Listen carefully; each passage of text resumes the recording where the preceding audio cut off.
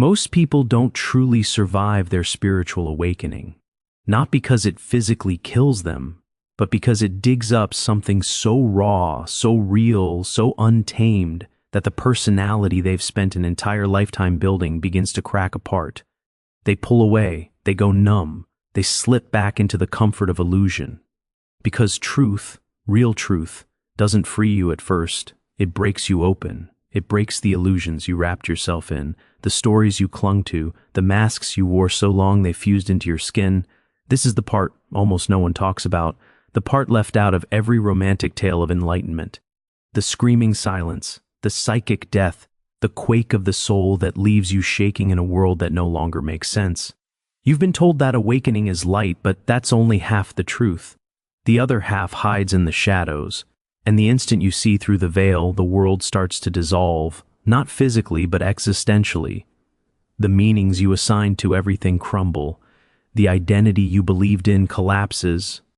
Your beliefs, your gods, your dreams suddenly feel hollow, like echoes in a chamber you can no longer stand inside.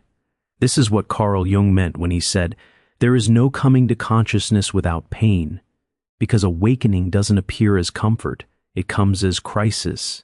It starts when the life you've built begins to feel false, not an intentional lie, but a necessary illusion, a temporary scaffolding designed to protect you from truths you weren't yet ready to face, but now something inside you is ready, something ancient, something wild and sacred and alive in a way that cannot be tamed, and that part of you refuses to fall back asleep. Not in the same way. The dreams you once chased now feel foreign. The people you once resonated with feel distant. The pleasures that once thrilled you now leave you hollow. And what remains is silence. A silence so loud it drowns the voice you once called me. This is ego death, not a poetic metaphor, but a real psychological death of identity. If you resist it, it will hurt more. If you fight it, it will feel like losing your mind. If you surrender, it will still tear you apart. But within that tearing, you'll glimpse something eternal. That's why most people don't make it through. The old self doesn't go quietly. It screams, it clings, it bargains, it whispers that what you're feeling isn't real, that you're broken, depressed, lost. And maybe you are, but only because the map you were handed was never meant to lead you back to yourself. You were taught how to succeed, how to conform, how to fit in, but not how to be real. Not how to descend inward, not how to fall into your own depths and listen to the voice beneath your personality. So the descent feels like destruction. But it's not. It's an initiation, a sacred unraveling, a spiral back into the womb of your own becoming. You will be asked to let go of everything that isn't true, every label, every mask, every borrowed identity.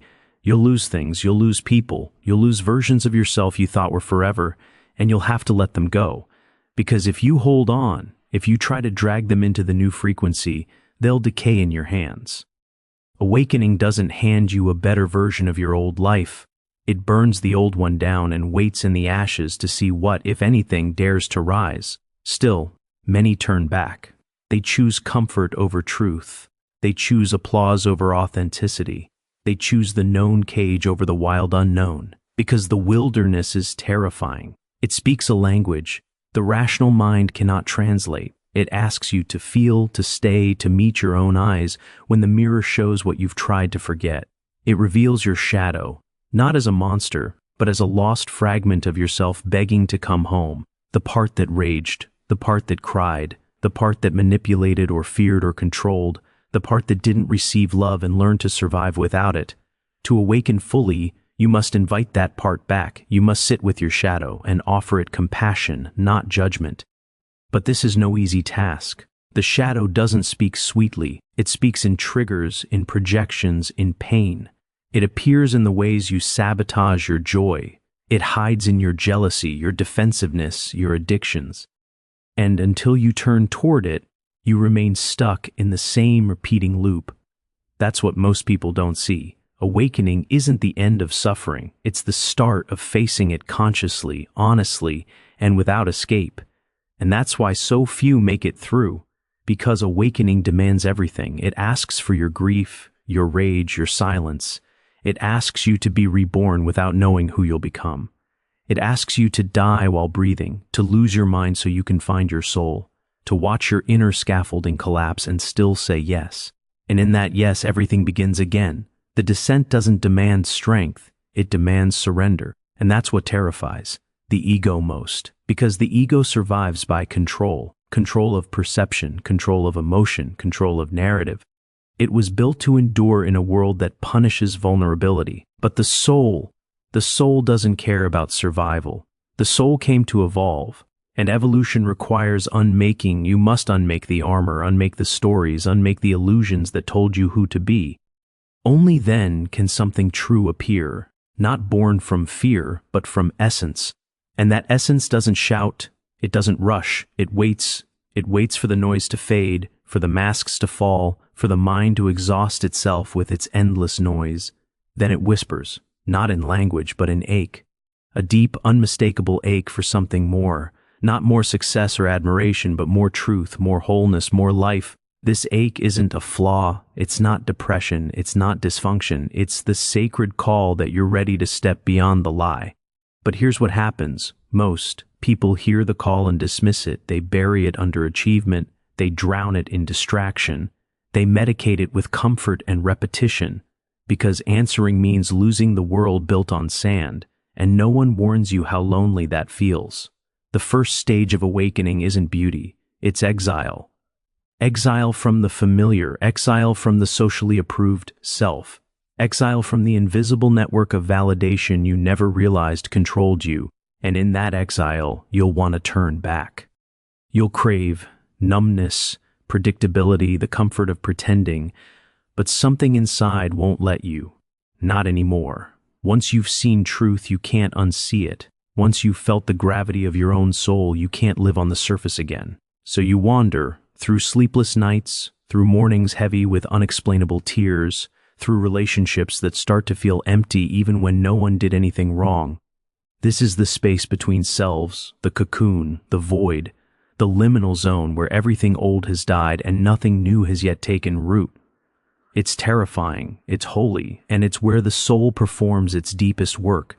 Here the shadow moves closer, no longer content to hide. It appears in every trigger, every argument, every old wound bursting open like light through cracks. You'll want to run, of course you will. You were taught to run from pain, to fix it, to numb it with positivity or productivity. But awakening is not an escape, it's a confrontation, a raw, honest meeting with the truth of who you are beneath all the pretending. You're not asked to flee from pain, you're asked to face it, to sit in it, to learn from it. Slowly you realize the pain was never your enemy, it was the doorway, the split in the shell where the light could finally enter. You begin to see that anger, sadness, and fear were never flaws, they were messengers, each carrying a piece of your truth. And as you listen, you soften. You begin to feel something rare, compassion, not just for others but for yourself, for the child who was never held, for the teenager who built armor to survive, for the adult who mistook busyness for meaning. You see it all now, with tenderness, with grace, with the gentle understanding that only rises from the ashes of self-abandonment. And in that grace, something within you shifts. You stop needing to perform. You stop needing to be perfect. You stop needing to prove you're healed. You realize awakening was never about becoming better. It was about becoming real. Real about the mess, real about the beauty, real about the paradox of being both human and divine, both wounded and infinite. And that truth becomes the ground you stand on. Not confidence, not certainty, but authenticity. You no longer crave to convince anyone of who you are. You no longer force yourself to belong where your spirit feels small. You no longer trade your truth for temporary safety. Because now you understand, you are the safety, not because you've figured everything out, but because you've stopped abandoning yourself in the places that hurt most. You've stopped running. You've finally turned toward yourself. And that changes everything. That's what most people never reach. Not because they are weak, but because no one ever taught them how to remain inside discomfort, to remain inside the unknown, to stay close to the soul long enough for it to finally speak. But you are staying, and because you're staying, Something real is forming within you, not something polished or perfect, but something rooted, aligned, and deeply alive. And this is where becoming unbreakable begins. You start to notice how much of your life was built on borrowed dreams. Dreams you didn't truly choose. They were chosen for you, by culture, by fear, by generations who never knew what wholeness looked like, only what survival demanded, and survival demands that you shrink. It demands that you wear masks, that you trade your truth for approval, that you hide your hunger and your needs beneath a smile that never reaches your eyes. But you're no longer surviving. You're awakening. And with awakening comes a sacred kind of anger, a deep, powerful, holy rage against the lie, against the roles you once played, against all the ways you abandoned yourself just to belong. That anger isn't a step backward, it's a rising, it's the part of you that remembers, I was never meant to live half asleep. You begin to speak in new ways, not louder, but clearer. You say no without guilt. You say yes without explaining yourself to everyone. You stop apologizing for being whole, and the world doesn't know what to do with this version of you. The world trained you to fit in, to obey, to blend quietly. But now you are a frequency it can't predict. You are a truth it can't twist. You have become a presence that brings the unconscious to light in others just by being yourself. This is what embodiment really means.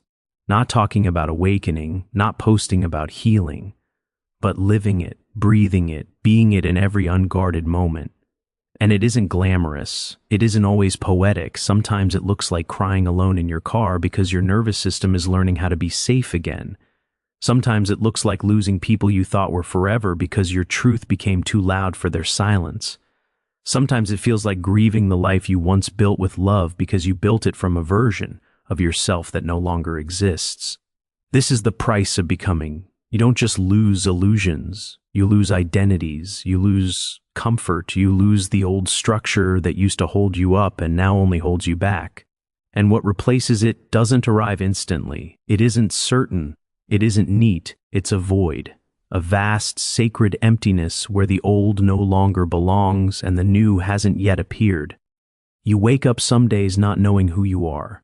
You move through the world feeling both ancient and brand new. You try to speak, but words feel too small.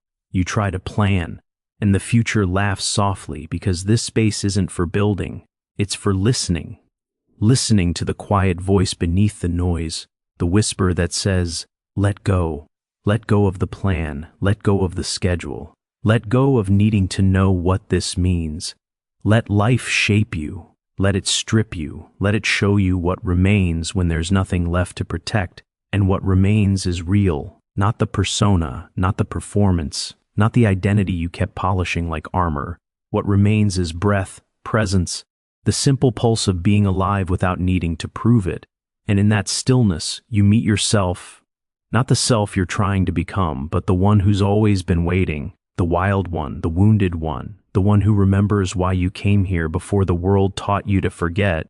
You don't need to chase your purpose anymore. You become it. You express it in the way you move, the way you speak, the way you stay gentle when the world pressures you to harden. You stop reaching for meaning like it's a ladder to climb. You begin to embody meaning as a way of living, a way of loving, a way of never abandoning your soul when everything around you grows dark. This is the deeper stage of awakening, the one no one warns you about, not because it's hidden, but because it can't be explained. It can only be lived. It isn't a destination. It isn't a mountaintop moment. It's a rhythm, a return, a remembering of the self beneath the shadow, the self before the conditioning, the self beyond the story. And when you begin to live from that place, not just visit it, but live from it, everything shifts, not instantly, not dramatically, but quietly and unmistakably.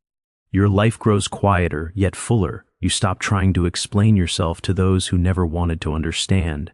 You stop outsourcing your intuition to experts or systems. You stop betraying your inner voice just to be liked. And then something surprising happens. You stop chasing love because you finally see that you are love. You are what you've been searching for. Not in the mirror, not in their eyes, not in some future version of yourself, but right here in this moment inside you.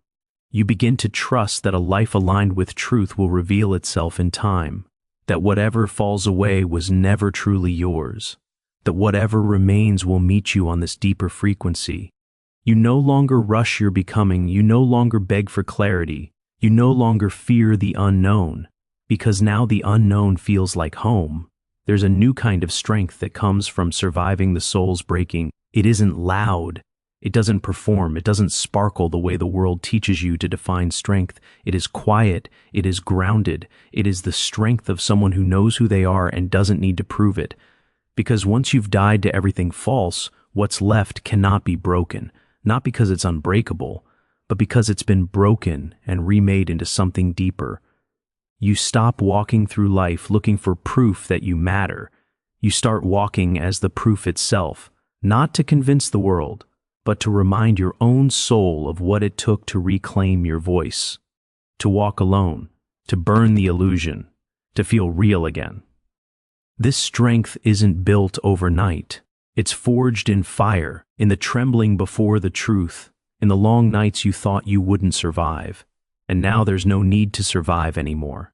There's only truth. You live more simply now, not because life became easier, but because you no longer waste your energy pretending. You no longer build relationships out of fear of loneliness. You no longer sell your time for approval. You no longer dilute your depth to make others comfortable.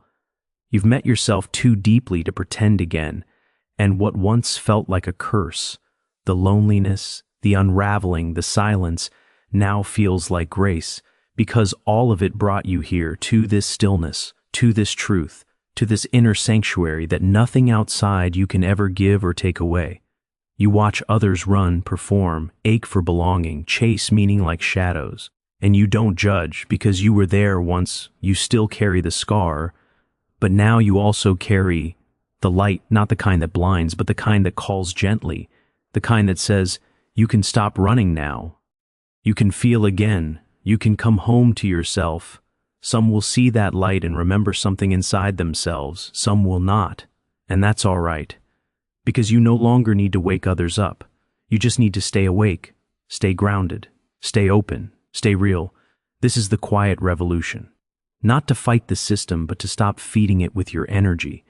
Not to shout for change, but to live as what cannot be denied. Your very being becomes a mirror, not one that flatters, but one that reflects truth. Some will shatter in front of it, others will awaken, but your role isn't to manage their reflection.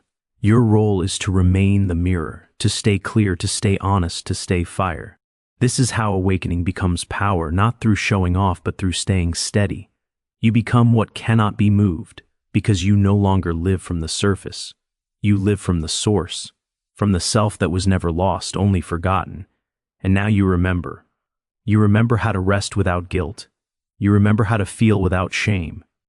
You remember how to speak without shrinking. You remember how to walk through this world without explaining your existence, because you no longer live as a question, you live as an answer. You no longer ask, who am I supposed to be? You whisper, I already am. And that is the final crossing, not becoming more, but becoming real, all of you. The sacred, the messy, the divine, the broken, the healed, the still healing, the becoming, all of it allowed at last.